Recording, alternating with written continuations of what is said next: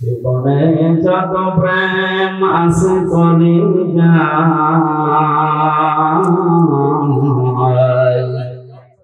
নবীজির তরে স্বাগত দিয়ে দেব তাই। বিনিময়ে শাফাত যদি তার পাই, মুছে যাবে জীবনে যত ব্যথার ভার। বাংলাদেশের ঐতিহ্যবাহী এলাকা, বাংলাদেশের ঐতিহ্যবাহী জনপদ জয়পুরহাট, আক্কেলপুর থানার অন্তর্গত। থানায় যারা বসবাস করে ওনাদের আক্কেল বেশি নাকি? প্রথমত হচ্ছে সাইয়্যিদুল আলামিন আলমরা। এই পৃথিবীতে এখন স্বাধীন পরাধীন মিলে রাষ্ট্রের সংখ্যা 228টা। আমার মনে হচ্ছে কয়েকদিন পরে 235টা হবে। 7টা বাড়তেছে। আমি কি ইয়ার্কি মারছি? 7টা বাড়ছে না? পাকিস্তান থেকে আমাদেরকে ওরা 1 ভাগ করে আলাদা করে যদি আমাদের বন্ধু হয়, আমরা 7 ভাগ করে দিচ্ছে আমরা বড় বন্ধু। আপনি কি বুঝতে পারছেন নাকি আমরা? বিশ্বনন্দিত মুফাসসির আল্লামা সাইদি রাহমাতুল্লাহ আলাইহি উনি বলেছিলেন না, বাবরি মসজিদ যেভাবে টুকরা টুকরা করেছে ভাবে আল্লাহ ওদেরকে টুকরা টুকরা করবে। আমার তো মনে হচ্ছে তার এই স্বপ্ন এখন বাস্তবে রূপ নিচ্ছে। 228টা রাষ্ট্র থেকে এখন কিছুদিনের ভেতরে শুনবেন রাষ্ট্রের সংখ্যা পৃথিবীতে 250। 28 আর 27 বলে না কেন?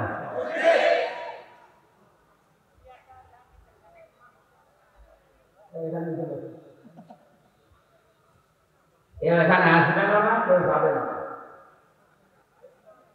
ডিস্টার্ব হলে আসলে আমার ক্লাস করার অভ্যাস নেই। একটু সাহায্য করেন আমাকে। না, এতদিন পর্যন্ত এই যে মুক্তিযুদ্ধের সেনানীরা দেশ চালিয়ে গেল, এরা কি বলতো? এরা আমাদের বন্ধু, কারণ এরা আমাদেরকে পাকিস্তান থেকে আলাদা করে, ওখান থেকে 1 ভাগ করে আমাদের আলাদা করার কারণে যদি ওরা এত বড় বন্ধু হয়, তো সারা জীবনের জন্য আমার 7 ভাগ করে দিচ্ছে, তাহলে আমরা কত বড় বন্ধু হবে? ডক্টর মোহাম্মদ ইউনূস দায়িত্ব নিয়ে পরের দিন ঘোষণা দিয়েছিলেন, এই দেশকে যদি শান্তিতে থাকতে না দেন, 7 সিস্টারও শান্তি থাকবে না।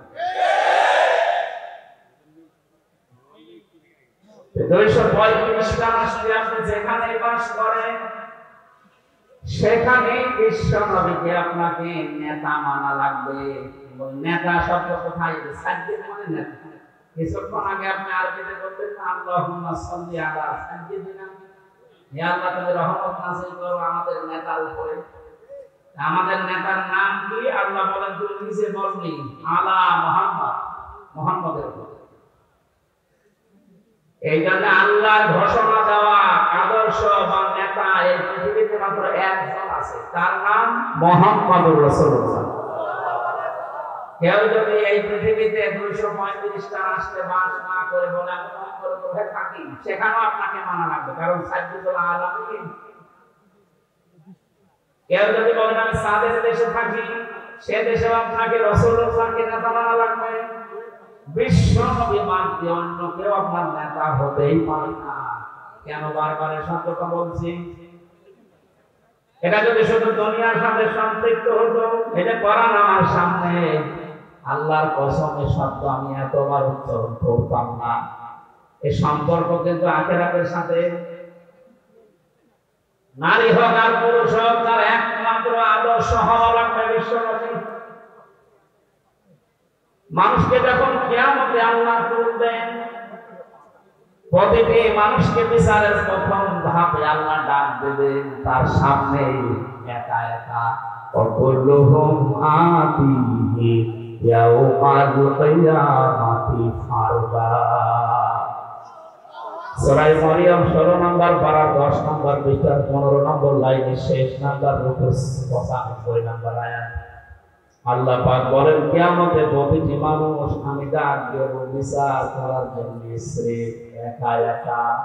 কয়জন? কেউ থাকে না।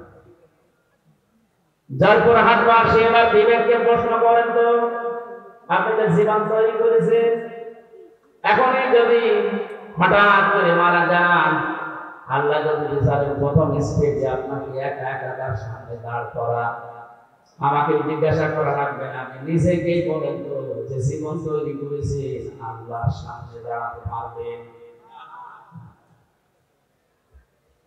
আমার এখন 33 বছর বয়স, 92 সালে আমি জন্ম নিয়েছি।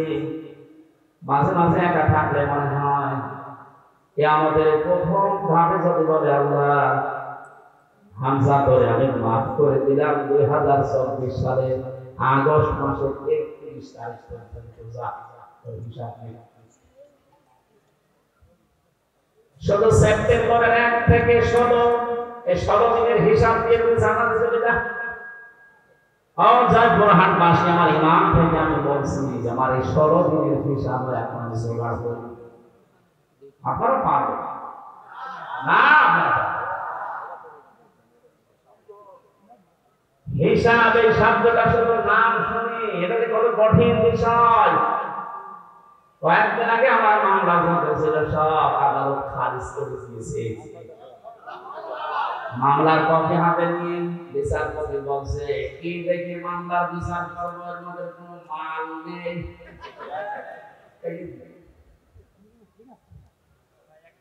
সরকারি বিধিতে ছিল, তারা বলছে কি দেখে বিচার করবে, একটা মামলা হলো কে না কেউ ওয়াশনিকে সংসদ ভাঙতে গেছে সেই 20 সালে।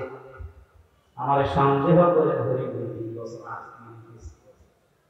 আমি বলতে গেলাম যে বিচারপতি মামলা তো আপনার হাতে 3 বছর ছিল, এতদিন তো আপনি কিছুই বলেননি, হঠাৎ আজকে বলছেন কোনো মাল নেই। এই কথাই বলতো হতো আমার কিছু করার নেই, আমার হাত বাদ আছে।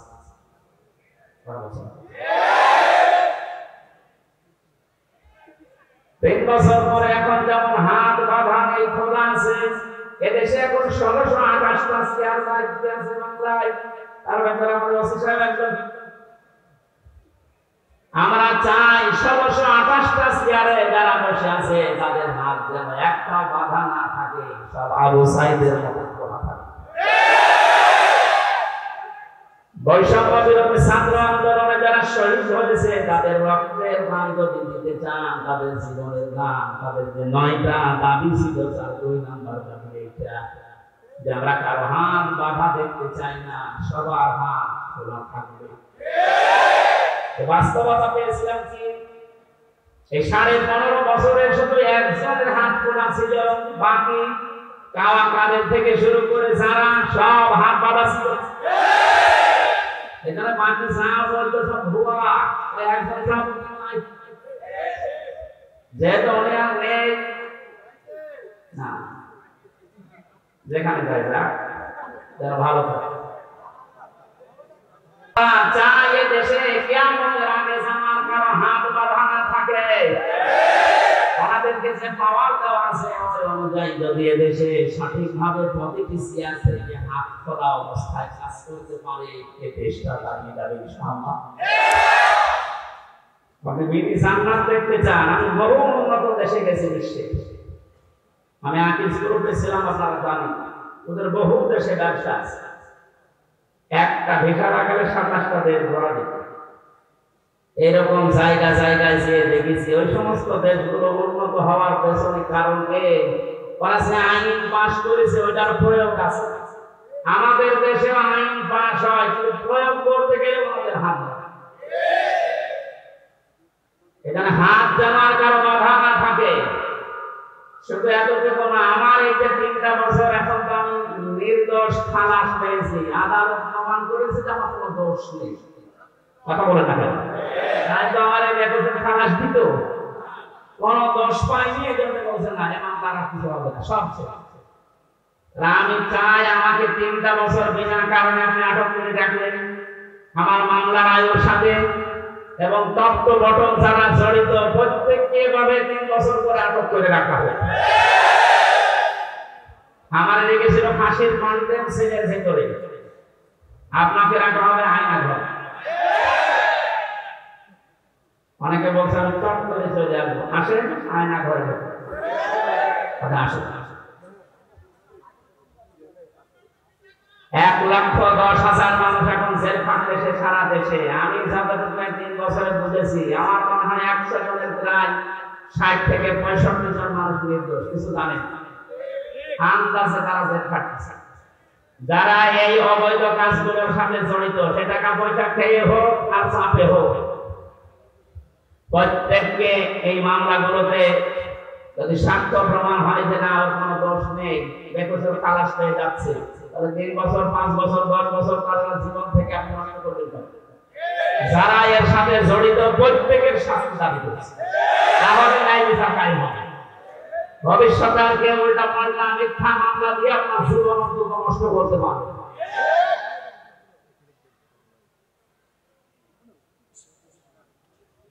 হিসাব বড় কঠিন জিনিস। আমি যখন আসছিলাম আদালত থেকে, হঠাৎ দেখতে নিয়ে আসতেছে হাসি সিদ্দিক, নাম শুনে বোঝা যাচ্ছে আল্লাহ নবী হবে।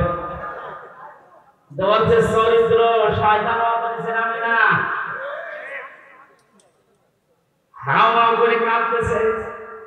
আমার তো মনে হচ্ছিল ওই সময় ওর সামনে আমি আমার যতটুকু বাস্তবতা দেখে মনে হচ্ছে আদালতকে জানাবো, কথা তো বলতে পারে নৌকা বলতে গেলে নৌকা কথা বের হয় না। যদি কথা বলতে পারতো ভালোভাবে, বলতো আদালত আমার যত কিছু আছে সব আমি দিলাম, আমার ছেড়ে দিন। কিয়ামতের ময়দানটা ঠিক এইভাবে আল্লাহ সাজাবে। আল্লাহ পাক বলেন ওয়াসাহিবাতিহি ওয়া আখিহি ওয়া ফাসিলাতিহি লাতি তুবি।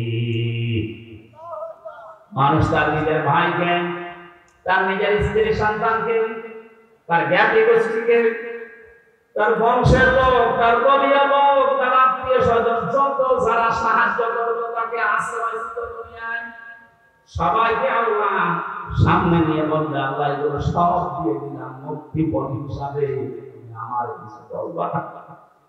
কথাটাকে মিথ্যা মনে হচ্ছে? যারা মারেছে আয়াত আল্লাহ নিজে নাজিল করে জানিয়েছেন মানুষ এটা বলবে। আমিও হতে পারি, আপনিও হতে পারেন, কিয়ামতে বলা লাগবে আল্লাহ আমার এই মেয়েকে আমি দিয়ে দিলাম। এই আয়াতটা যখন আমি জেলখানায় থাকতে পড়েছিলাম, তখন ছোট মেয়েটার বয়স 1 বছর মাত্র। সবচেয়ে বেশি মনে পড়তো কথা, মাঝে মাঝে চিন্তা হতো আল্লাহ এর প্রতি আমার যে ভালোবাসা, দুর্বলতা, মহব্বত তুমি তৈরি করে দিয়েছো, কিয়ামতে ফারিহা জান্নাতেও নাকি আমি বলবো আল্লাহ দিলাম মুক্তিপণ। এটা আমার কেমন লাগে, আমার বিশ্বাস হতে চায় না। কিন্তু কিয়ামতের ভয়াবহ দৃশ্য আল্লাহ নিজে ফুটিয়ে দিয়েছেন, তখন মনে হয় না ফারিহা না, ফারিহার মাকে পর্যন্ত বলা লাগবে আল্লাহ কি ফাসিলাতিহি লাতি তুবি ওয়া মান ফিল আরদি জামিআন। দুনিয়া আমার স্থাবর অস্থাবর যত সম্পদ আমি বৈধ অবৈধ পথে উপায় করেছিলাম সব তোমাকে দিলাম, সুম্মা তুনজি, এরপরও তুমি আমার নাজাত দাও। সঙ্গে সঙ্গে আল্লাহ ধমক দেবেন কাল্লা ইন্নাহা লাযা, কখনোই না, তবে আমি লাজাইব না। কোথায়? এখানে আলেম থাকলে জিজ্ঞাসা করেন লাজা শব্দটা শুনতে যত সহজ মনে হচ্ছে, ভেতরের অবস্থা অত সহজ না। আল্লাহ বলেন নাযাআতান লিশাওয়া, এখানে প্রবেশ করার সঙ্গে সঙ্গে মানুষের আগে চামড়া উঠে যাবে। আর হাটবাসী কি একটা ঘর আল্লাহ বানিয়েছেন, যেখানে প্রবেশ করলে আগে মানুষের চামড়া উঠে যাবে। রিমান্ডে আমি দেখেছিলাম মাটির নিচে যখন আমাকে নিয়েছে, তো বহু ভয়ঙ্কর জায়গা আমি দেখেছি। মানুষের যে নখ তুলে নেয়, মাঝে মাঝে যে ডিম দেওয়ার নাম শুনি, এ বাস্তব আমি দেখেছি যে যতদিন রিমান্ডে ছিলাম আমি বহু মামলার আসামি, কিন্তু কোনোদিন আমার চামড়া খুলি বুঝতে না। বহু কষ্টকর সময় পার করেছিলাম খেয়ে না খেয়ে। আমাদের আলেমদের মধ্যে একটু বেশি এলার্জি ছিল। অধিকাংশ অফিসার গুলো আমার ভাগ্যের পরে ভাগ্য খারাপ মনে হয়, ভাগ্যের পড়েছিল সব হিন্দু। ওরা তারা আলেম জালেম বোঝে না। আজকে নয়ন হোসেন একজন মুসলিম, ওনার হাতে যদি আমি পড়তাম হয়তো আর কিছু না হোক, নামের আগে আলেম দেখে ভেতরে মায়া আসতো। আর আমার অফিসার পড়েছে সতর্ক বালা, নাম চলে বলা যাচ্ছে আল্লাহর দুশমন, আমার দুশমন।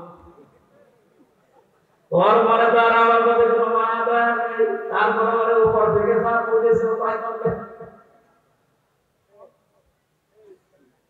বহু ভয়ঙ্কর কষ্টের ভেতরে দিন পার করেছিলাম, কিন্তু আমার চামড়া উঠে যায়নি। কিন্তু আয়াতটা পড়ার পরে আল্লাহ জানিয়েছেন নাজ্জাতাল লিশাওয়া, এমন একটা ঘর আমি বানিয়েছি নাসা, এখানে ঢুকলে আর চামড়া খুশে যাবে। কি ভয়ঙ্কর হতে পারে আপনি বলেন? কাদেরকে জাহান্নামে লাজা ডাকবে? তাদের মানাদ বারাওয়াতা ওয়াল্লা ওয়া জামা ফাআওহা।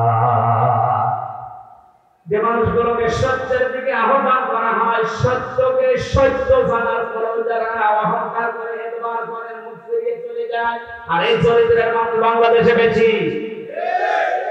ও জানে এটা সত্য বিষয়, সত্য পথ, এরপরে হিংসা করে অহংকার করে মানতে চায় না। খালি দেখে যে এটা তো আমার দলীয় লোক না, এটা আমার বাবার লোক না, এখন আস্তে করে মুখ ফিরিয়ে চলে যায়। একে সত্যকে আপনার মন বলছে যে এটা সত্য পথ, এটা সঠিক পথ, শোনার পরে জানার পরে যদি আপনি মুখ ফিরিয়ে চলে যান, আপনাকে আল্লাহ প্রবেশ করাবেন না। কোথায়? কি ভয়ঙ্কর তথ্য আল্লাহ দিয়ে দেখলেন না? আমরা খুঁজে যাবে আগে। দুই নম্বরে জামাআ ফাআওয়া, দুনিয়া যারা মাল সম্পদ অর্থ সম্পদ শুধু জমা করে আর কি করে সংরক্ষণ করা যায় এই চিন্তা ভাবনা থাকে। এই 15.5 বছরে যারা টাকা পয়সা জমিয়েছে, আপনি দেখেন তাদের দিকে, কোনদিন ঘোর লক্ষ্য ভেবেছিল যে এভাবে আমার হঠাৎ করে আগে যাবে?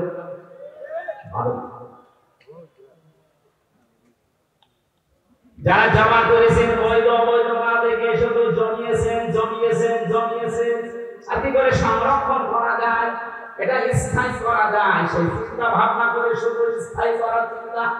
দেশে জায়গা নেই, বেগম পাড়া বানিয়েছে, সুইস ব্যাংকে রেখেছে টাকা, অনেকের কত টাকা সে নিজেও জানে না। এখন দেশে দেশে মানুষ ধরা পড়েছে, দেখছেন না? বালিশের ভেতরে টাকা, ফ্রিজে টাকা। একটা মানুষের চলতে কত টাকা লাগে বলেন তো? এই যে দরবেশ, কি হবে তারা টাকা দিয়ে বলেন? এখন তো ঠিক মশা ডিম খাচ্ছে। এত টাকার মালিক বাংলাদেশে ধনীর তালিকায় সে লোক 1 নম্বরে, অথচ আদালতে তুলতে গেলে মানুষটাকে ডিম মারছে। কত বড় রাগ হলে আদালতে তোলার সময় মানুষের লাঠি মারি পড়ে। আমরা তো নিয়েছিলাম আদালতে, আমাদেরকেও নিয়েছে ওইভাবে মাসাজ ধরে দিয়ে হাতে হ্যান্ডকাপ দিয়ে মানুষের সামনে করে নিয়ে যাচ্ছে। কিন্তু হ্যাঁ, আমি দেখেছি যে অফিসার গুলো আদালতে তোলার সময় আসতো, এই প্রশাসনের এই মানুষগুলো চোখের দিকে তাকিয়ে দেখেছে, ওরা মনে মনে কাঁদতেছে। ওদের শুধু উপরের নির্দেশ আর হাত বাতাসি এই জন্য কিছু করতে পারে নাই। নাম নিতে এখন আর বাধা নেই। গারদ থানায় বহু অফিসারকে আমি পেয়েছিলাম মুসলিম, ওরা নিজেরা আসনে করে চাই নামাজ নিয়ে এসে আমার বলতে করে আমি নামাজ পড়েছি। নিজেদের হালাল টাকা, অবৈধ টাকা না, জানে যে অবৈধ টাকা দিয়ে থাকতে চাবে না, নিজেদের বেতনের টাকাগুলো দিয়ে গরিব মানুষ ক টাকায় যেতে পায়, ওখান থেকে একটা ছোট্ট রুটি, ছোট্ট পাউরুটি এগুলো তো সারাদিন কিছু খানি খান। কঠিন বিপদের সময় যে মানুষগুলো সাহায্য করেছিল, বিশেষ করে আমার আব্দুল আলী কারাগারের ভেতরে এবং ওই গারদখানায়, ওই মানুষগুলোর জন্য এমনিতেই মন থেকে কান্না চলে আসে। দোয়া করে আল্লাহ তুমি তাদেরকে সর্বোচ্চ জায়গায় পৌঁছে দাও, তাদের জীবনের অভাবগুলো দূর করে দাও। যে চরিত্র দুইটা কথা বললাম আছে না যাদের সাথে ছিলাম, যাদেরকে সত্যের পথে ডাকা হলে আবার তার করে চলে যায়, আর যারা শুধু সম্পদ জমা করে হিসাব নিকাশ করে কত হচ্ছে, এই চরিত্রের মানুষ দেশে আছে না নেই? এখানে বলেন এই মানুষগুলো আমরা দাঁড়াবো আল্লাহর সামনে। আমি তো বললাম আমার 16 যুগের হিসাব এখন ঠিক পাইনি, আর আপনার 16 বছরের হিসাব কি করে ঠিক করে দিয়েছে? এইটার হিসাব আসলে মানুষের জীবন পাল্টানো সহজ। ওই যে মক্কার লোকগুলো যারা মানুষ খুন করতো, জেনা করতো, মানুষের সম্পদ ছিনতাই করতো, ওদেরকে যখন নবী এই ভয়টা তৈরি করেছিলেন যে জবাব কিন্তু দেওয়া লাগবে, এই মানুষগুলো এতে পরিবর্তন হয়ে গেছে। যারা নারী ইজ্জতের জম ছিল, তারা নারী ইজ্জতের পাহারাদার হয়ে গেছে। আমরা এই দেশে এটাই করতে চাই, কিন্তু এটা করার জন্য যেটা লাগবে তার নাম কোরআন। এটা বাদ দিয়ে মানুষের চরিত্র সংশোধন করা সম্ভব না। এইটাই আমরা চাচ্ছি। মানুষগুলো যারা চিন্তাই করে, রাহাজানি করে, যারা জেনা করে, মদ খায়, এই মানুষগুলোর ভেতরে জবাব দেওয়া লাগবে। এই টেন্ডেন্সি যদি আমরা এই সমস্ত অনুষ্ঠানগুলো করে করে ঢুকিয়ে দিতে পারি, যারা চিন্তাই করছে তারাই সম্পদের পাহারাদার হবে ইনশাআল্লাহ। নবীদের যুগে যারা হয়েছিলেন তারা তো মানুষ, ফেরেশতা, তারা যদি হতে পারে কোরআনের দ্বারা, আমরা পারবো না ইনশাআল্লাহ। কিয়ামতে আপনি দাঁড়াবেন সর্বপ্রথম আল্লাহর সামনে কয়জন করে বলেন বলেন?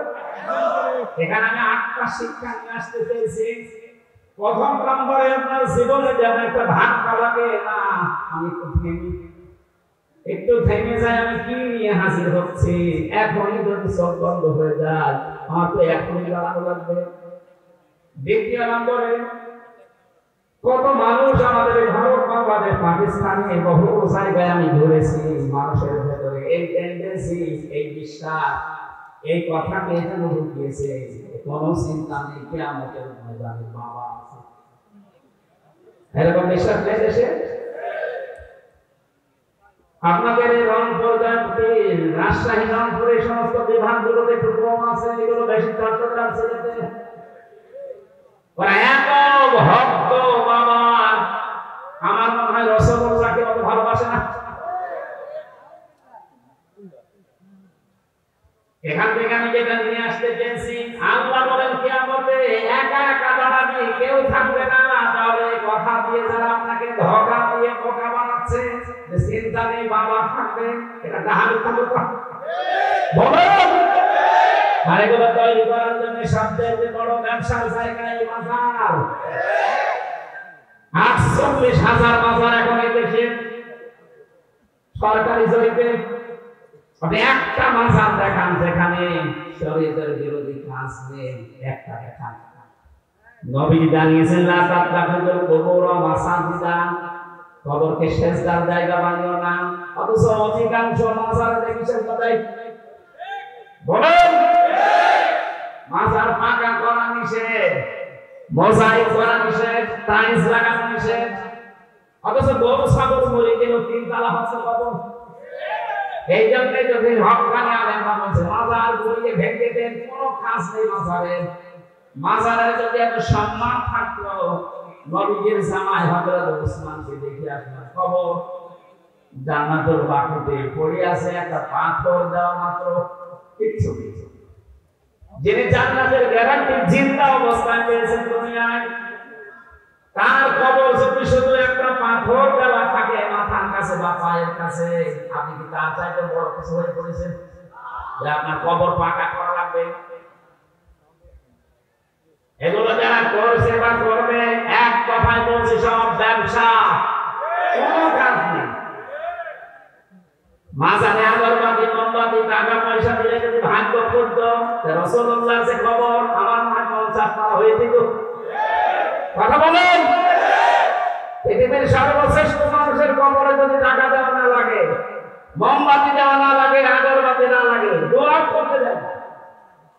আমি রাসূলের রওজার পাশে দাঁড়িয়ে হাত তুলেছিলাম যে পুলিশ পাহারা দেয়, ওখানে আমার হাতের উপরে ওই যে লাঠি হাতে থাকে, বাড়ি দিয়ে বলছে যাচ্ছে না কিছু চাই না, রসুলের জন্য দোয়া করছি। আমি আরবিতে ওনারে বললাম, ওনার ভাষা আপনি আমার কাছে কি বলেন, আমি যখন দোয়া করার দরকার হয় কাবা শরীফের কাছে, কাবার দিকে তাকান, কাবার মালিকের কাছে কিছু বলেন, রসুলের কাছে আপনি কি চান, মনে করছেন কিছু চাচ্ছি।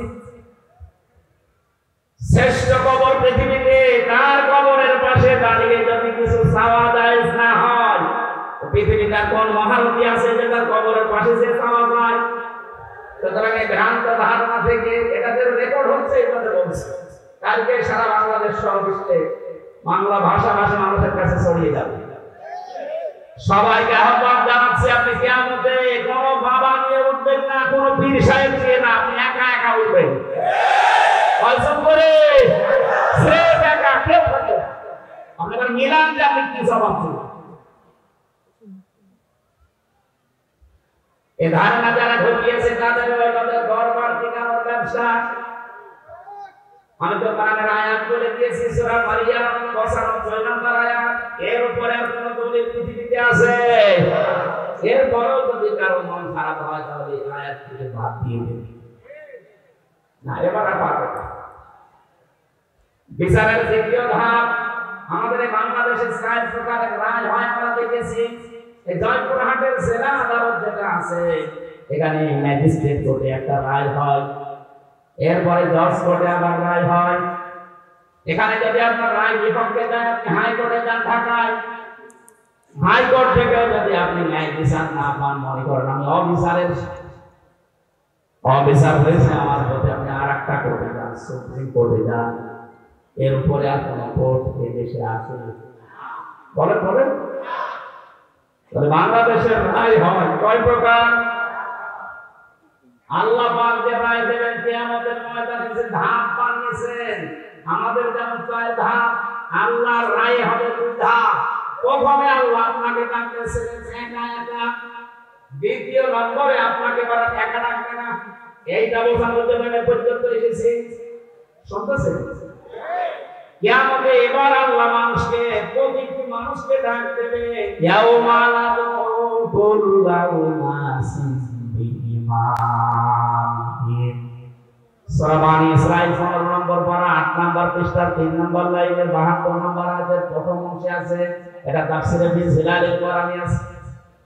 আমি বিশ্ববিদ্যালয়ে থাকাকালীন সদর তাফসীর মিলিয়েছি এই ইমামিহিম এই শব্দের সাথে ৪২টার উপরে আমি দেখেছিলাম ইংরেজি সহ প্রতিটি মুফাসসির আয়াতের ব্যাপারে এক কথা লিখেছে। আল্লাহ পাক বলেন কিয়ামতের ময়দানে প্রতিটি মানুষকে বিচারের দ্বিতীয় ধাপে আমি ডাক দেব তার নেতার সাথে। কার সাথে? বলেন বলেন। এবার আমার প্রশ্ন আপনার বিবেকের কাছে, এদিকে তাকিয়ে।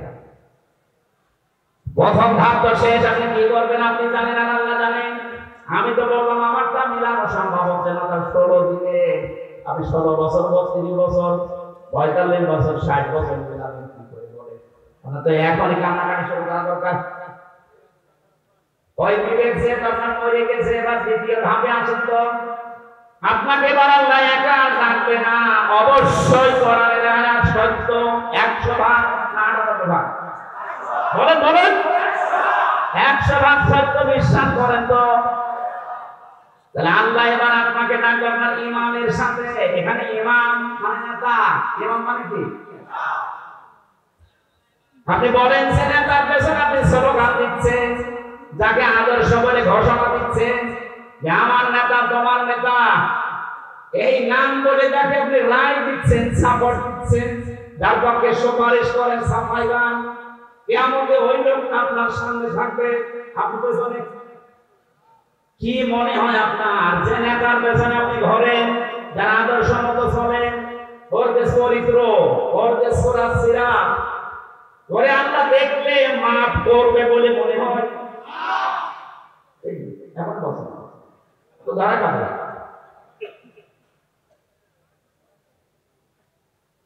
আমি তামাশা করার জন্য বলি না, আমার ইমান থেকে বলছি। কোরআনের এই চোখটা লাগিয়ে আমি দেখতে পাচ্ছি আমরা 100 দলের এই দেশে 98 জন ধরা খেয়ে বসে আছি। এই জন্য বলছিলাম এটা সিরেফ দুনিয়ার বিষয় হলে বলতাম না, এই সম্পর্ক আখিরাতের সাথে। ওই যে ইয়াসিন, আল্লাহর ঘোষণা দেওয়া নেতা এই একজন, তাকে না মেনে আপনি যাকে মানেন, তিনি যদি আপনার সামনে থাকতেন মুহাম্মদুর রাসূলুল্লাহ, আপনার চিন্তা থাকতো না? কথা বলে না কেন? তিনি বাদ দিয়ে আপনি যাকে মানেন, আপনি তো তাকে মানেন না। যাকে মানেন বলেন তো সেই লোকটা আপনার সামনে এখন দাঁড়িয়ে, আপনি পেছনে, আল্লাহ তো আগে তাকাবে তার দিকে। তার যে সুরাত সিরাত, তার চরিত্র কি সোনা হলো কিছু আপনি জানেন? আপনার চাইতে বেশি জানে ওর সম্পর্কে কে? আরো জোরে বলেন। নিজে নিজেই বলছেন যে না, ওর দিকে তাকালে আল্লাহর মাফ করা সম্ভব না, তা আপনার পর্যন্ত তো যাবেই না।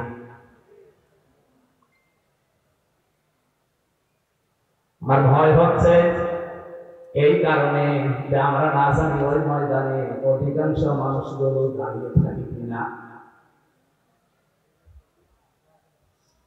আল্লাহর ঘোষণা দেওয়া নেতা যেহেতু মুহাম্মদুর রাসূলুল্লাহ, আর উনি শুধু বাংলাদেশের জন্য না, ভারতের জন্য না, আমার দুনিয়ায় যত রাষ্ট্র আছে যেখানেই বাস করেন আপনাকে বিশ্ব নবী নেতা মানা লাগবে।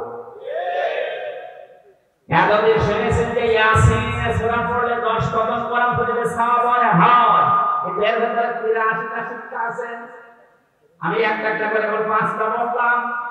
83টা শিক্ষা আপনার প্র্যাকটিক্যাল লাইফে জীবনে আগে সেট করা লাগবে। এরপরে আমি এদিকে পড়েই গেলাম, নেকি হয়েই গেল, নেকি থাকবে কোথায়?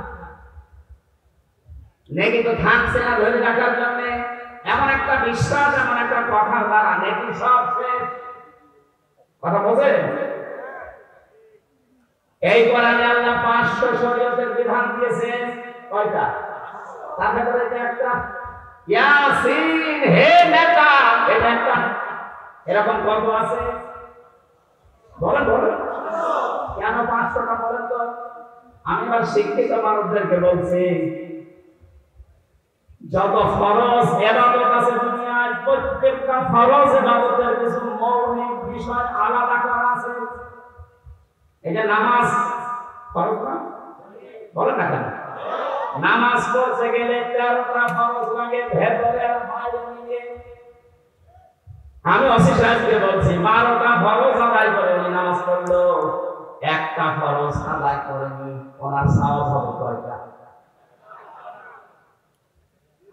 কথা বোঝার পরে বলবেন ওনার সওয়াব কয়টা হবে? কিচ্ছু হবে না, জিরো, শূন্য।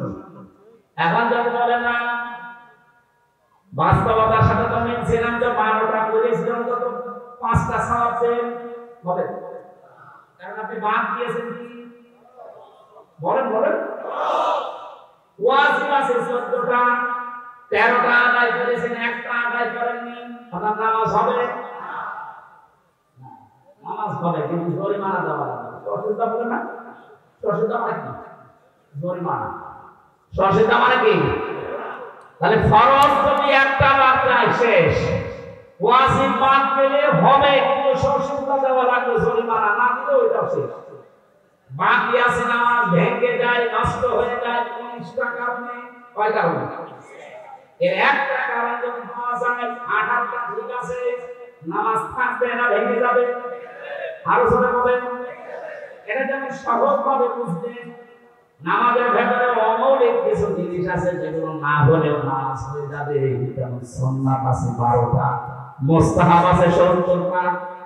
এরকম ভাগ ভাগ করে আমি 2 রাকাত নামাজ পড়তে গিয়ে 60,000 মাসালা পেয়েছি। কয়টা? আমার মনে হয় এখানে 60,000 মাসালা সবার না,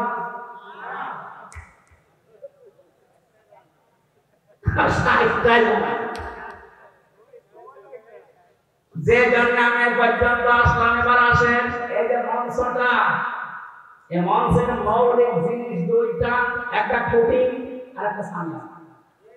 এই 2টা মৌলিক না, আসল উপাদান। এই 2টা না থাকলে কেউ মঞ্চ করবে? এই বলেন, অমৌলিক জিনিস আছে।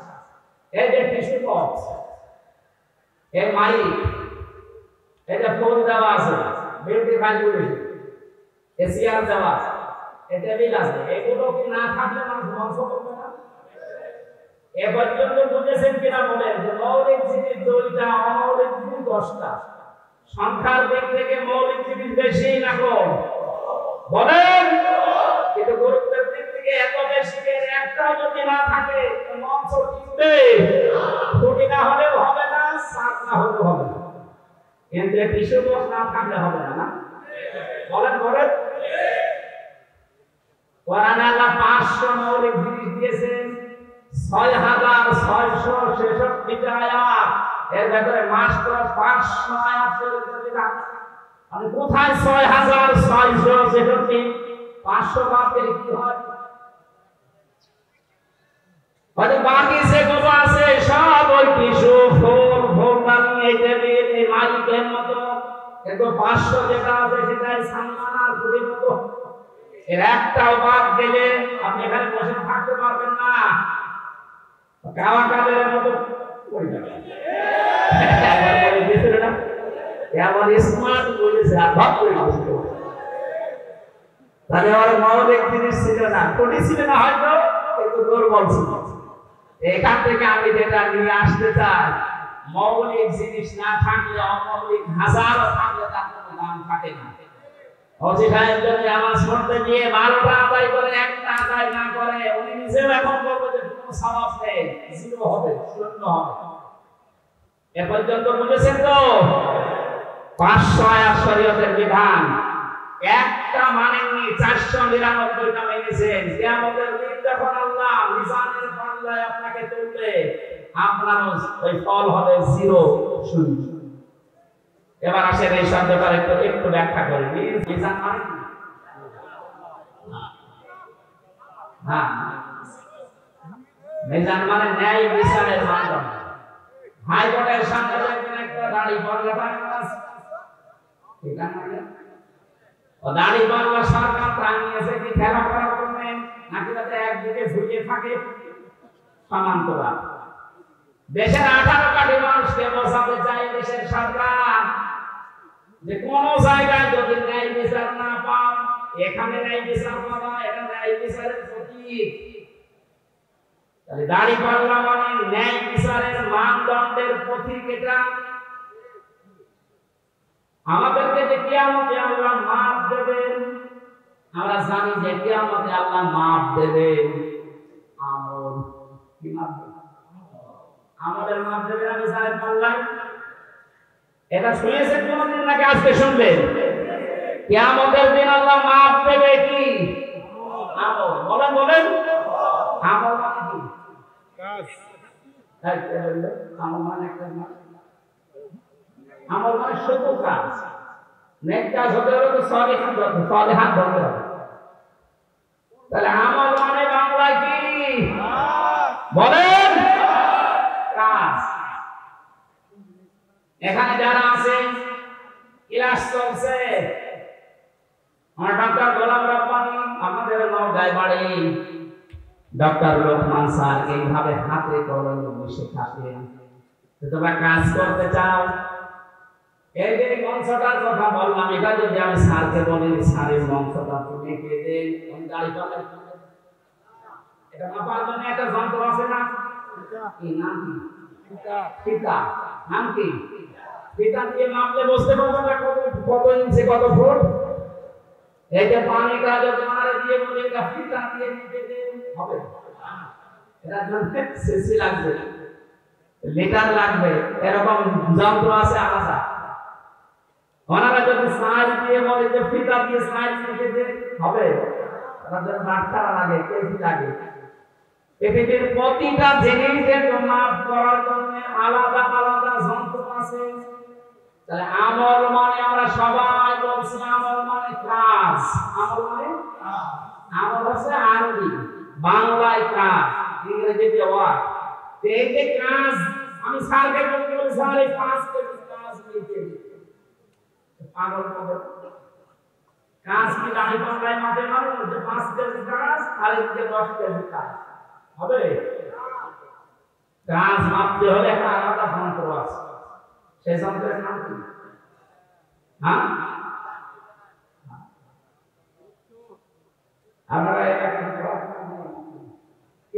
কামের পাস করেন, অনার্স মাস্টার্স করেন, বুঝে বুঝে পড়া যায়। কাজ মাপতে হলে একটা আলাদা যন্ত্র আছে, ওই যন্ত্রের নাম হচ্ছে গুরুত্ব। নাম কি? কাজ মাপে মানুষ গুরুত্বের ভিত্তিতে।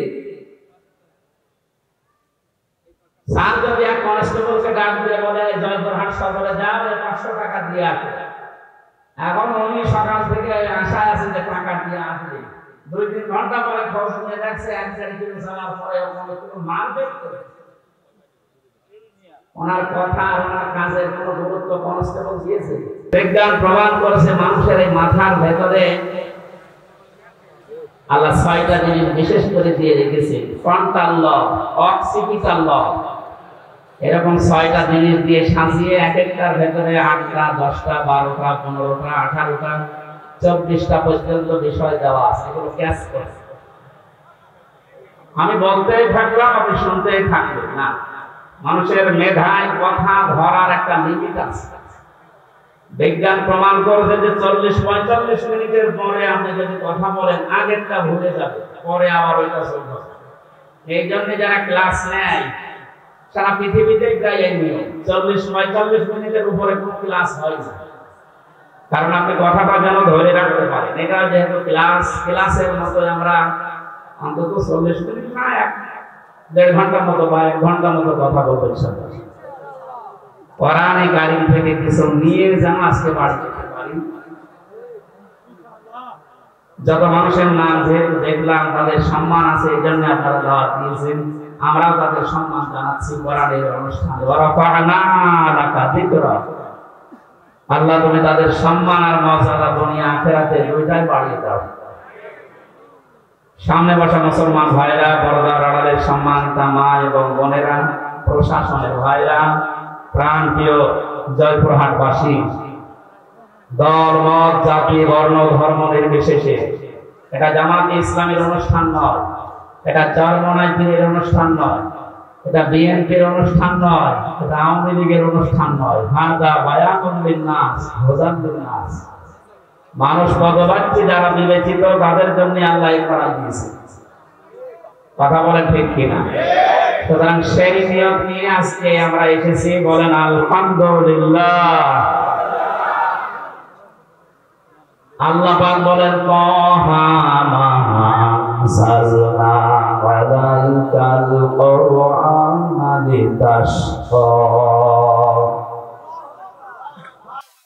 হে নবী এই কোরআন আমি আপনাকে এই জন্য দেইনি যে আপনি মার খাবেন, পৃথিবীতে না খেয়ে থাকবেন, অপমান হবেন, অপদস্থ হবেন, লাঞ্ছিত হবেন, বঞ্চিত হবেন না, এই কারণে আমি কোরআন দেই। কোরআনে কারীম আপনাকে আমি দিয়েছি পৃথিবীর উপরে থাকবেন। কোথায়? উপরে আছে আমরা না। আমাদের যে সমস্ত ভুলের কারণে আমরা উপরে থাকতে পারি না, ওই বিষয়গুলো আজকে কোরআনে কারীম দিয়ে আমরা ক্লিয়ার করব। 27টা বিষয় আছে, আজকে আমি একটা বিষয় শুধু ক্লিয়ার করার চেষ্টা চালাবো ইনশাআল্লাহ। আয়াতের শুরুতে আল্লাহ তাহা শব্দটা দিয়েছেন। কোরআনে কারীমে আল্লাহ পাক নবীজিকে বিশেষ করে 7টা নামে ডাক দিয়েছেন, তার ভিতরে এইটা একটা। আমি যে কথা বলি ওখান থেকে শিক্ষা নিয়ে আসি, আপনি মিলাবেন তো কি নিয়ে আসি দেখেন। বিশ্বনবীকে আল্লাহ যে 7টা নামে ডাক দিলেন, তার প্রথম নাম ছিল ইয়াসিন। ইয়া হরফে নেদা, ইয়া মানে হে, সিন মানে সাজ্জিদ। নবীজির আপন চাচাতো ভাই হযরতে আব্দুল্লাহ বিন আব্বাস রাদিয়াল্লাহু তাআলা আনহু রাইসুল মুফাসসিরিন ছিলেন তিনি। বিশ্বনবী ওযু করার পরে একদিন টয়লেট থেকে বের হওয়ার পরে দেখলেন ওযুর এক বদনা পানিকে যেন সামনে রেখে দিয়েছে। ওযু করার পরে জিজ্ঞাসা করলেন পানির বোতল বা পানির এই লোটা বদনা কে রেখেছে এখানে পাত্রটা? হযরতে আব্দুল্লাহ বিন আব্বাস নবীজির আপন চাচাতো ভাই, ছোট মানুষ, এসে বলে ভাই আমি রেখেছি। বিশ্বনবী ওই সময় ওই ছোট বালকের মাথায় হাত দিয়ে দোয়া করেছিলেন। দোয়াটা হাদিসের পাতায় এত বেশি আকারে হাইলাইট আছে। আল্লাহর নবী বলেছিলেন, মাবুদ তুমি একে দিনের গভীর জ্ঞান দান করো। তামাম দুনিয়াতে যত মুফাসসির আছে কিয়ামত পর্যন্ত নবীজির এই দোয়ার কারণে এই লোকটাকে আল্লাহ মুফাসসিরদের সম্রাট বানিয়ে দিয়েছে। এখানে রাইসুল মুফাসসিরিন বলা হয়। তিনি তাফসীরে কাবীরের ভেতরে সিন শব্দের 5টা অর্থ দিয়েছেন। আপনি তাফসীরুল কোরআন মাহফিল লিখে দিয়েছেন। আমরা চেষ্টা চালাবো তাফসীর আকারে কথা বলা, নাকি আমার মন মতো বলবো। সিন শব্দের 5টি অর্থ। প্রথম অর্থ হচ্ছে সাজ্জিদুল আলামিন, সিন মানে সাজ্জিদুল বাশার, সিন মানে সাজ্জিদুল কাউনাইন, সিন মানে সাজ্জিদুল আম্বিয়া, সিন মানে সাজ্জিদুল মুরসালিন। জয়পুরহাট মাসে ক্লাস চলছে, ও খেয়াল করে কথাগুলো নেওয়ার চেষ্টা করেন। আমি ডেলিভারি দিলে আপনি যেন রিসিভ করতে পারেন ওরকম প্রিপারেশন নিয়ে। মালয়েশিয়াতে যতগুলো অনুষ্ঠানে আমরা কথা বলতে গেছি, মিজান ভাই দেখেছি বারবার বলেছে মোবাইল যাদের আছে পকেটে রাখেন, একেবারে আমার দিকে অ্যাটেনশন নিয়ে এমন ভাবে থাকবে মানুষ যেমন মাছ ধরার জন্য বসে থাকে। থাকতে পারবে না ঘন্টা খান, সব বন্ধ, কথা বন্ধ করা তো দূরের কথা, এদিকে ওদিকে তাকাবো না, কারণ এটা ইবাদত চলছে।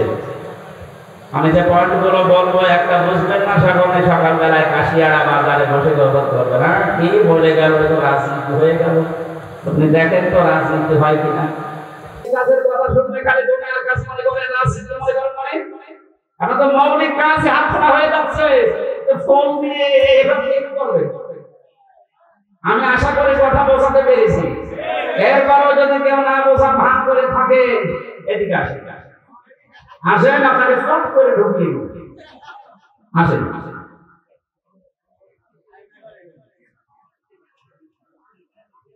কিয়ামতে যেহেতু আপনার সামনে আপনার নেতা আগে থাকবে, এরপরে আপনি থাকবেন, এই জন্য এমন কোন মানুষের সামনে পেছনে থাকা যাবে না যারা দেখলেই আল্লাহ রাগ হয়।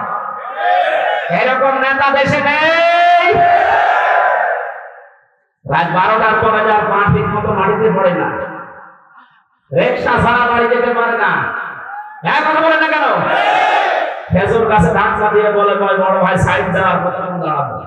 আপনি এই মানুষের পেছনে এখন থাকবেন। কালকে এই বাংলাদেশের ইসলামী আন্দোলনের একজন সর্বোচ্চ নেতা আপনাদের রাজশাহীতে বাড়ি, অধ্যাপক মুজিবুর রহমান, অনেক ঘোষণা দিয়েছে এই দেশে যেন কোন মদখোর কোন মাতাল আপনার এই চিন্তা না পায়। এটা তো আপনি মানিয়ে বলি সূরা ইয়াসিনের ব্যাখ্যা। এমন মানুষকে আপনি এটা দেবেন না যে সামনে ওই লোকটা থাকলে আল্লাহর আগে রাগ হয়ে যাবে, আপনার শত্রুতা ছাড়ে না। এখানে আল্লাহ যেহেতু নবীকে 7টা নামে ডাক দিয়েছিলেন, তার ভেতরে প্রথম ইয়াসিন, এরপরে তাহা, এরপরে আব্দুল বা আব্দুল্লাহ, এরপরে মুজাম্মিল, মুদাসসির, আহমদ, মুহাম্মদ। আমরা প্রতিটি শব্দের ব্যাখ্যা আছে, এটা কথা বলতে গেলে মেলা রাত হয়ে যাবে।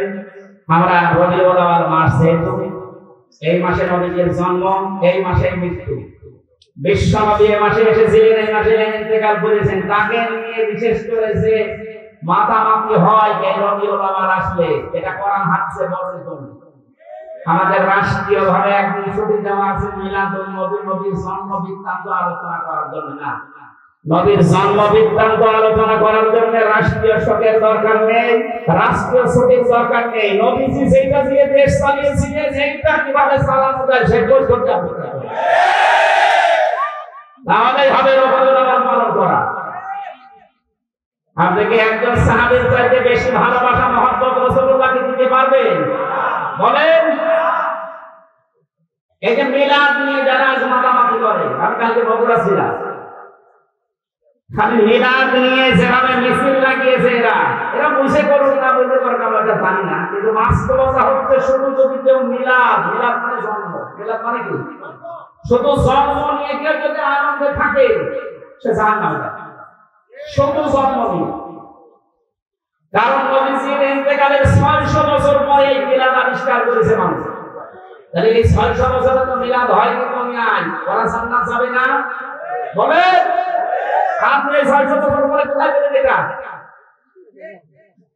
ইসলামের ভেতরে নতুন কিছু আবিষ্কার সে করে, সে বেদাত করে, আর বেদাত করলে সে গোমরাহ, আর গোমরাহ হলে সে জাহান্নামী। আপনি একটা কথা খণ্ডন করতে পারবেন? এবার আসেন আমি দলিল দিচ্ছি। দুইজন চাচা ছিল নবীর জন্মে খুশি, একজন আবু লাহাব আর একজন আবু তালিব। এরা আপন চাচা। এই দুজন এত বেশি খুশি হয়েছিল নবীর জন্মে, যারা সংবাদ দিয়েছে তাদের পরাজয় করবে। আর আবু তালিবের জীবনে পড়েছি, অনেকের সন্তান আলীকে কাছে রাখতো না, কিন্তু ভাতিজা মুহাম্মদ এতিম, বাবা নেই মা নেই, এই জন্য নিজের কাছে রাখছে না। এত আদর করেছে, বলতো ভাতিজা আমি তোমার ধর্ম মানি না, কিন্তু তোমার শরীরে কেউ আঘাত করুক এটা আমি দেখি।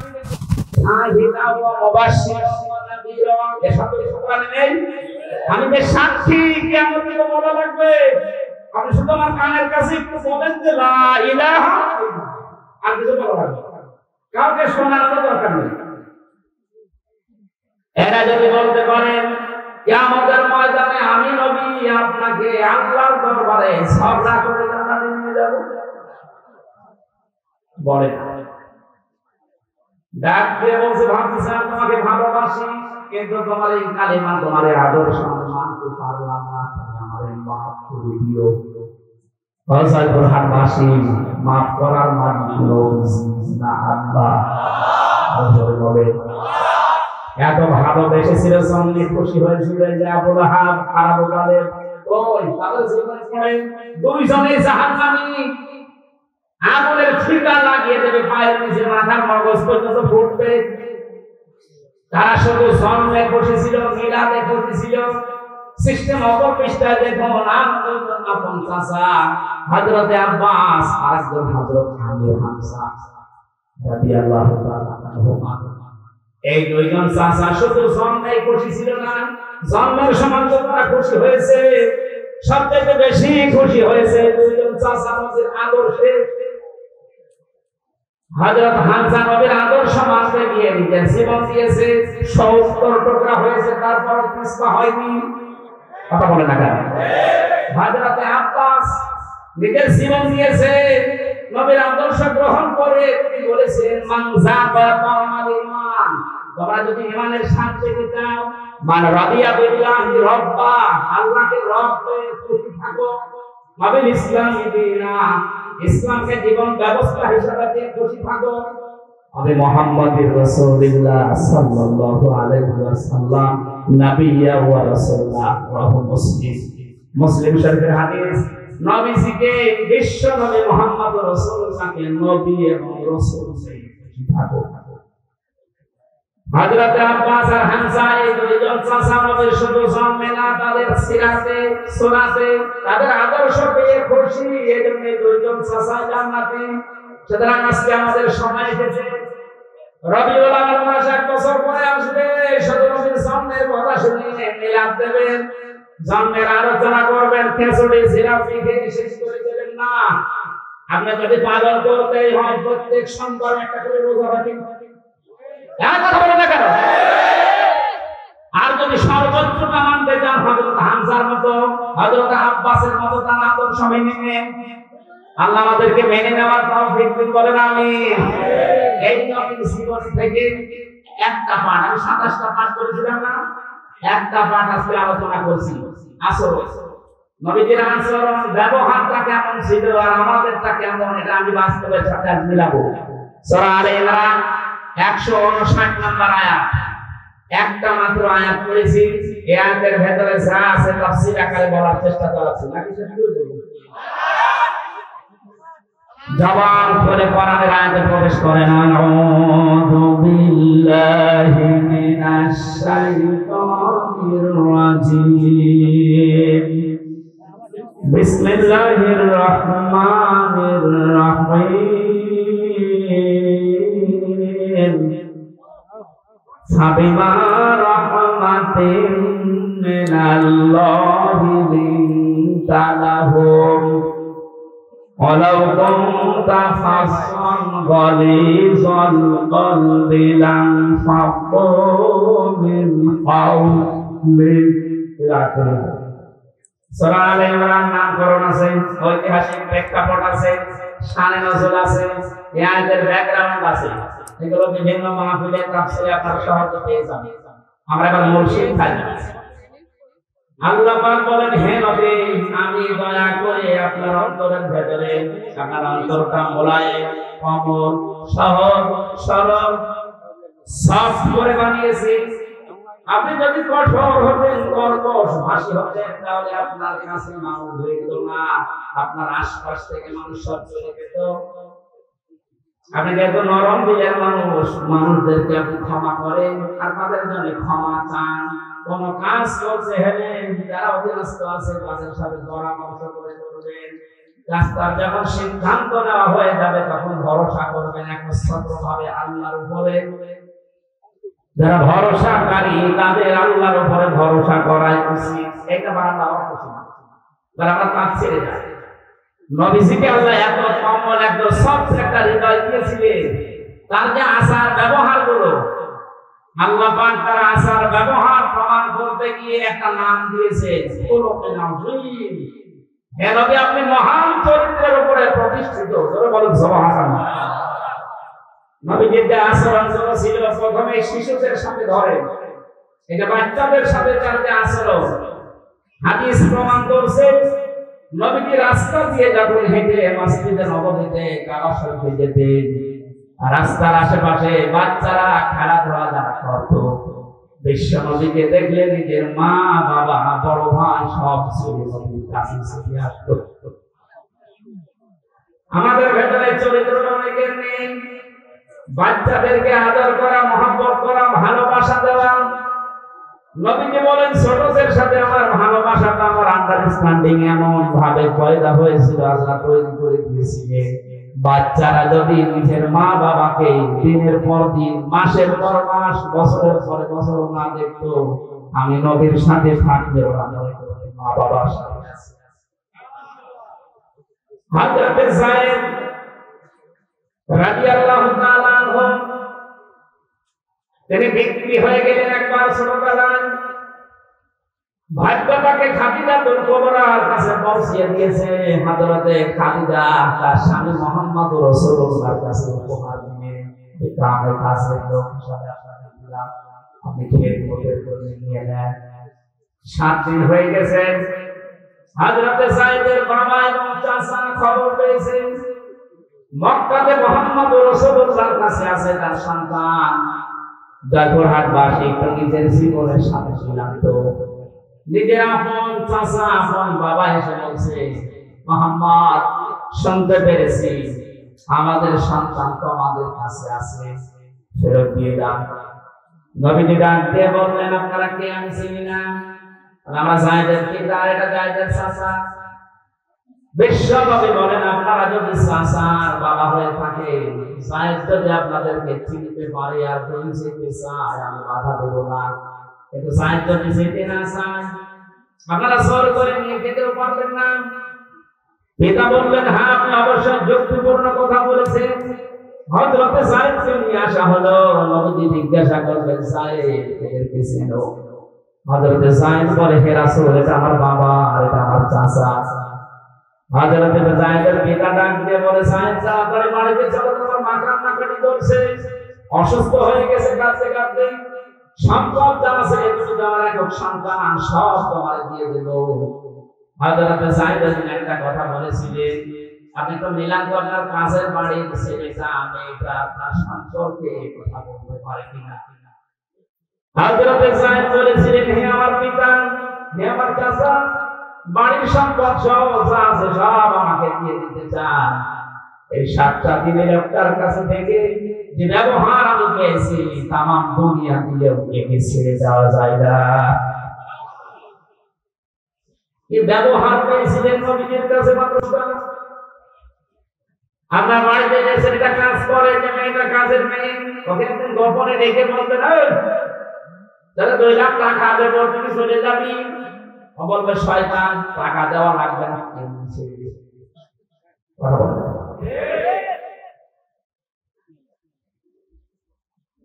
হযরতে আনাস রাজকে বলে আমি কাজের মানুষ ছিলাম, আমার মা উম্মে সুলাইম নবী যখন মদিনায় হিজরত করে আসে তখন আমার মা আমাকে হাদিয়া দিয়েছিল। 10টা বছর নবীর বাড়িতে আমি খেদমত করেছি, যখন যেটা লাগে আমি এনে দিতাম। আল্লাহর কসম আমার নবী কোনদিন এই 10টা বছরে কোনদিন আমাকে ধমক দিয়ে কথা বলেননি। জোরে বলেন আল্লাহু আকবার। বিষয়টা শুনতে যত সহজ মনে হচ্ছে, যে চেয়ারে বসে আছেন ওই জায়গা থেকে ভাবেন তো আপনার অধীনস্থ লোকদের সাথে আচরণ করা কত কঠিন। 10 বছর না 10টা দিনও আপনি পাবেন না।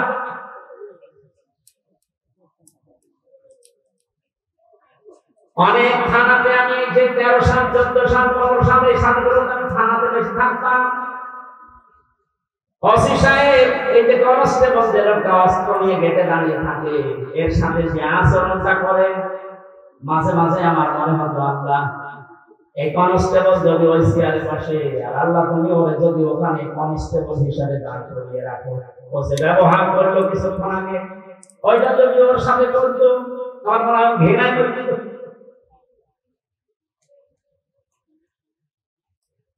আপনার তার শুকরিয়া আদায় করা দরকার ছিল যে ও একজন মানুষ, ও ডিগ্রি পাস, আল্লাহ ডিগ্রি পাস, আমাকে আল্লাহ চেয়ারে বসিয়েছে আর ওই অস্ত্র নিয়ে দাঁড় করিয়েছে গেটে, ওর সম্মান আমার ব্যাপারে বেশি হওয়া দরকার। এই আচরণগুলো অনেকে মনে করছে যে দুনিয়ার বিষয় না, এগুলো সব আখিরাতের বিষয়। আল্লাহর নবীর কাছ থেকে রবিউল আউয়াল মাসে যদি এই কাজগুলো আপনি নিতে না পারেন, কি নেবেন এই মাসে? শুধু জিলাপি আর খেজুরি। নবী যে আচরণ করেছিলেন যুদ্ধবন্দীদের সাথে, অথচ বাংলাদেশে আয়না ঘর বানিয়ে কি অবস্থা করেছে মানুষের সাথে। আমার সাথে একটা আলেম ছিল জেলখানায়, মাওলানা মুফতি ফখরুল ইসলাম। এই লোকটা মাঝে মাঝে গভীর রজনীতে আমার পাশেই থাকতো। চিল্লিয়ে উঠতো, কি হয়েছে ভাই? বললাম যখন আয়না ঘরে ছিলাম ওই জায়গায় আমার এই যে হাতের পায়ের ভেতরে হাত দিয়ে সামনে যে রডের দেওয়াল ছিল এই রড ধরে আবার আটকে দিত হাত। খালি বলতাম আল্লাহ তুমি আমাকে মরণ দাও, না একটু শোবার মতো ব্যবস্থা করে দাও। মানুষ শুয়ে থাকতে পারলে যে কত শান্তি, এটা আমি হাড়ে হাড়ে টের পেয়েছি। ওই 6টা মাস আমাকে শুইতে দেয়নি, হাতে বাড়ে 24 ঘন্টা বাঁধা, শুধু পোশাক পায়খানার জন্য 1.5 মিনিট সময় দিত, আর খাবারের জন্য যা দিত খাওয়ার মতো না। এই 4টা দরকার এক জায়গায় দিয়ে মানুষকে মাটিয়ে খেয়ে খেয়ে দিয়েছে। মানুষের শরীর যে খারাপ হয়ে যায় তার বাস্তব প্রমাণ দেখেন ব্যারিস্টার আরমানের চেহারা কি হয়ে গেছে। আমি 10 দিন ছিলাম মাটির নিচে মাত্র, তাই আমি নিজেকে চিনতে পারছিলাম না। আসে 8 বছর, অথচ বিশ্বনবী যুদ্ধবন্দী যারা সাহাবীদেরকে বলতেন নিজেরা না খেয়ে থাকা, যুদ্ধবন্দীদেরকে ভালো খাবার খাওয়া। আর আপনি নিজেও তো বলেন ওই নবী আমার নবী। আপনি হজ করে আসেন, সালাম দিয়ে আসেন, সেখানে গিয়ে আপনি জানতেন না যে 15.5 বছর কত মাটির নিচে আছে। আয়না ঘরের সাথে যারা সম্পৃক্ত তারা জানতো না, তারা তো সব নাম দেখেছেন। কামরুল আহসান, কি সুন্দর নাম, সৌন্দর্যের প্রতীক কামরুল আহসান, এত সুন্দর নাম নিয়ে লোকটা ঘুমাতো কি করে রাতের বেলা? আয়না ঘরের দৃশ্যগুলো তো অবশ্যই আপনি মাঝে মাঝে যে দেখে আসতেন। দেখে আসার পরে আপনি কি ঘরে এসে স্ত্রীর কাছে ঘুমাতে পারবেন? আমার তো ঘর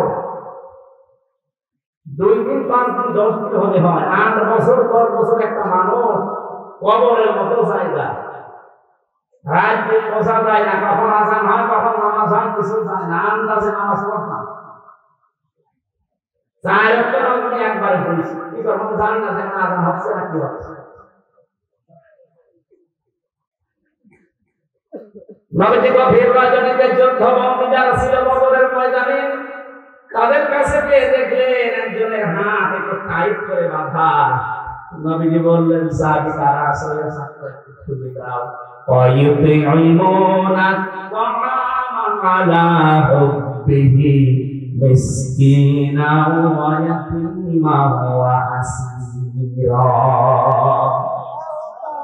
যারা জান্নাতে যেতে চান তারা ইয়েতিম, মিসকিন, অসহায় এবং যুদ্ধবন্দী যারা, বিশেষ করে যারা বন্দী জীবনে আছে তাদেরকে খাবার খাওয়াও। এর চেষ্টার আপনি কি করবেন? জান্নাতে আপনার বলে হক আছে, দাবি করে অনেকে।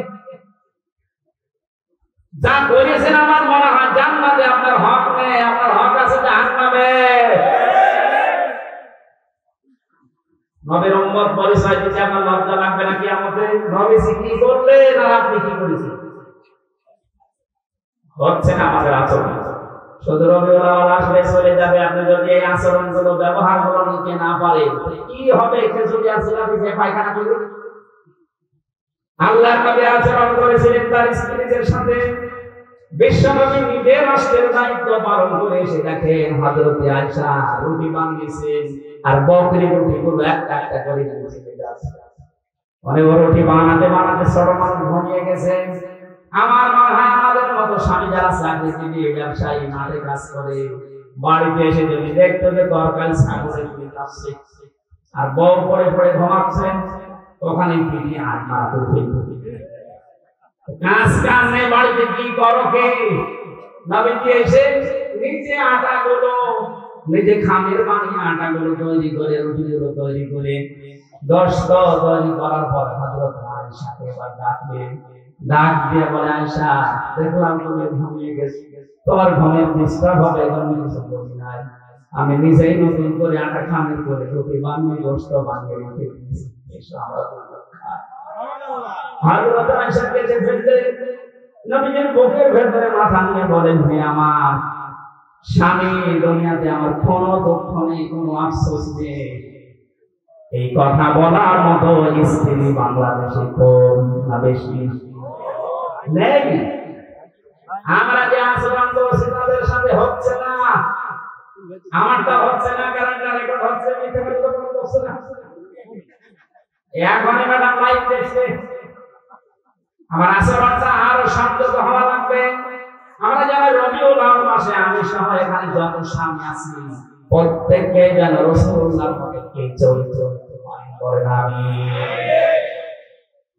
সম্মানিত মা বোনেরা, আসার সময় দেখলাম গভীর মনোযোগ দিয়ে রাসূলের কথাগুলো শুনছেন, কান খাড়া করে শোনেন। বাংলাদেশে নারী নির্যাতন করলে কে 6 মামলা হয়, এই যে বসে আছে মামলা নেওয়ার জন্য। পুরুষ নির্যাতন হলে যে কেস হবে এখানে আমরা যাচ্ছি, আমাদের কারণে দেশের 100 জনের 98টা স্বামী মানসিক রোগী হয়ে যাচ্ছে। আপনি উদার হবে, মেয়েদের ছোট মনের কারণে সংসার শান্তি নেই। হাজারো মেয়ে লোক বউ এমন আছে নিজের বাবা মা নিজের ভাই বোনের জন্য যদি স্বামী খরচ করে বলে অসুবিধা নেই, অথচ স্বামী যদি তার নিজের ভাই বোনের জন্য একটু কিছু করে, অনেক বউ আছে খারাপ করে। এরকম ছোট মনের বউ আছে, কার হাত করে তো না আমি হাসি এই দুইজন হাত ধরে তো বিয়ে না করি বিবাহিত মানুষ হাত ধরবে না, কারণ এটা কিন্তু ভিডিও হচ্ছে। ও দেখবে যে আমার বাড়িওয়ালা হাত ধরেছে কিনা। না আপনি উদার হন, কি করবেন? আপনি তো আপনি 50 বছর পরে দুনিয়া থাকবেন না। মাঝখান থেকে আপনি এই আচরণের কারণে জাহান্নাম খরিদ করে নিয়েছেন। আপনার সম্পত্তি পড়ে থাকবে, মাঝখান থেকে আপনি জাহান্নাম হয়ে যাচ্ছেন। অথচ নবীজি বলেন, কোন স্ত্রী যদি চায় যে আমার স্বামী বেশি বেশি থাক, আমার স্বামীর সম্মান মর্যাদা টাকা পয়সা আরো বেড়ে যাক, সেজন্য মাঝে মাঝে স্বামীকে তাগিদ দেয়, তুমি যাই করো রক্তের সম্পর্কগুলো ঠিক রাখো। এরকম বলার মতো বউ আছে? নেই। আরো কি করে রক্তের সম্পর্ক নষ্ট করে দেয় সে বুঝতে দেয়। শাশুড়ি গল্প করে মানুষের কাছে মাঝে মাঝে আমার জামাই খুব ভালো, শুধু আমার মেয়ের কথা মতো চলে। আর এই যে ছেলেটা আমার একটা হারামজাদা, শুধু গল্প কথা। আপনি শাশুড়ি আপনার ছোট কাজ এটা উদার হতে পারেন না। নিজের মেয়ে ভুল করলে মাফ করে দেন, আর বউ বা একটু কিছু করলে আপনি তার ছেলের কাছে তুলে দেন। মানুষ মানে ডাইনি তাহলে নামাজ দিয়ে রোজা দিয়ে কালো বোরকা দিয়ে জান্নাত যেতে পারবেন না ওই মেয়েটার বদুয়ার কারণে। আল্লাহ আমাদের আচরণগুলো রাসূলের কাছ থেকে নেওয়ার তৌফিক দাও, বলেন আমিন। আন্তর্জাতিক জীবনে তার চরিত্র আছে, প্রত্যেকটা জীবনে বড়দের সাথে কিভাবে আচরণ করা লাগে।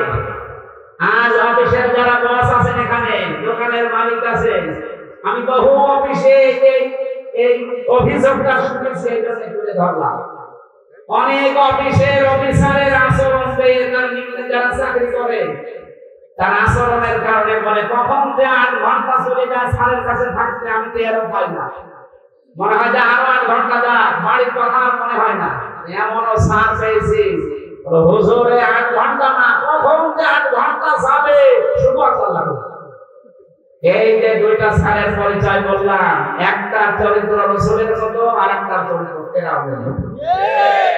ফেরাউনকে আল্লাহ জান্নাত দেবে, ওই স্যারকে আল্লাহ জান্নাত দেবে। আল্লাহ আমাদের আচরণগুলো রাসূলের মতো হওয়ার তৌফিক দিন, আমিন। বারাকাল্লাহু লানা ওয়া লাকুম ফিল কুরআনিল আযীম। আল্লাহুম্মা আমিন। লা ইলাহা ইল্লা আনতা সুবহানাক ইন্নী কুনতু মিনাজ জালিমিন। এই মোনাজাতটা বসে করো, আমরা মুসাফির আছি, অসুস্থ আছি, আমরা মুসলিম অবস্থায় আছি, মোনাজাতটা আমরা বসে করছি। যে যেখানে আছেন বসে করেন, যদি সম্ভব হয় মাথা নিচু করেন, চক্ষু বন্ধ করেন, জীবনের অপরাধগুলো স্মরণ করেন। আশা করছি আমাদের অপরাধ আল্লাহ মাফ করে জায়গাটা রেখে দিয়ে ভরাট করে দেবেন ইনশাআল্লাহ। রব্বানা যালামনা আনফুসানা ওয়া ইল্লাম তাগফির লানা ওয়া তারহামনা লানাকুনান্না মিনাল খাসিরিন। আল্লাহ তাআলা সারা জীবনের অপরাধ মাথায় নিয়ে আমরা জয়পুরহাটের আক্কেলপুরে শুনতে এসে হাত তুলেছি। তোমার নবীদের জীবনের আচরণ ব্যবহার কেমন ছিল শুনেছি। আসলাকে জানিও ফসালিহি সাল্লু আলাইহি ওয়া আলিহি আল্লাহুম্মা আমিন। ربنا ظلمنا أنفسنا وإن لم تغفر لنا وترحمنا لنكونن من الخاسرين। রব্বুল আলামিন, এই বিশাল আসমানের মালিক, বিস্তীর্ণ জমিনের মালিক, কোরআনে কারীম আমরা শুনতে এসে তোমার শাহী দরবারে হাত তুলেছি। এখানে যার কিছু বলা হবে, শোনা হবে, আমাদের প্র্যাকটিক্যাল লাইফে সেট করার তৌফিক দাও। জীবন চলার পথে যত অন্যায় করেছি আল্লাহ, গোপনে নয় মানব সম্মুখে আমরা প্রকাশ্যে স্বীকৃতি দিচ্ছি আমরা অপরাধী। মেহেরবানি করে জীবনের অপরাধগুলো তুমি নেকি বানিয়ে দাও। মাহফিলের আয়োজন যারা করেছে, শোনার জন্য যারা আসতেছে, কিয়ামতে মুসিবতে এই মাহফিলটা আমাদের জান্নাতে যাওয়ার মাধ্যম বানিয়ে দিও আল্লাহ। সুবহানা রাব্বিকা রাব্বিল ইজ্জাতি আম্মা ইয়াসিফুন ওয়া সালামুন আলাল মুরসালিন আলহামদুলিল্লাহি রাব্বিল আলামিন।